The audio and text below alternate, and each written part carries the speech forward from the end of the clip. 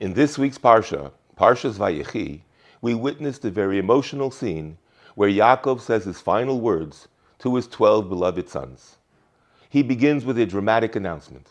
Gather around, I want to tell you what will happen ba'achris hayomim, at the end of days. The sages explain that Yaakov intended to reveal the exact time of the redemption, when Moshiach comes. But suddenly, the divine presence left him.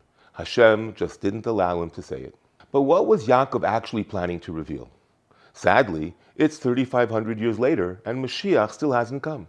Was he really going to say, guys, don't get your hopes up too high, Moshiach is coming in a few thousand years? How would that help anyone? And if there was a benefit, why didn't Hashem let him share it? The Talmud gives us the key. Hashem has actually two timetables for redemption. One is the natural destined time. That's if the Jewish people don't accumulate enough merits. But there's a second option. If we do accumulate extra merits, then Hashem will speed up the redemption. Yaakov wasn't going to tell them the first timeline. He wanted to inspire them with that second option. He was going to challenge his children and tell them, you can bring Moshiach now, in your generation. It will take extraordinary effort, over-the-top mitzvahs, relentless enthusiasm, no spiritual downtime, but you can do it. But Hashem told Yaakov, it's too early. Even if they succeed, it won't be their redemption. They need to develop the strength, the identity, and the resilience to earn it themselves. So Egypt waits, history waits, and so he waited. But that was then.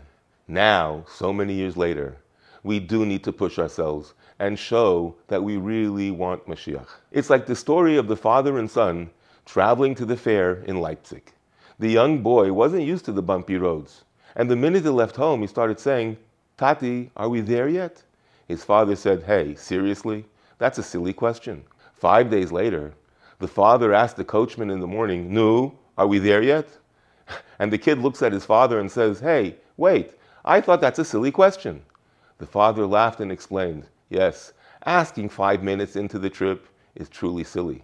But now we're actually almost there. My friends, yes, we're right there.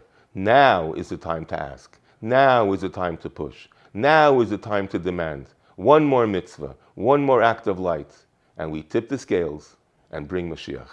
Wishing you and yours a Shabbat Shalom u'Mevarach, and truly, Chazak, Chazak, v'nis Chazek.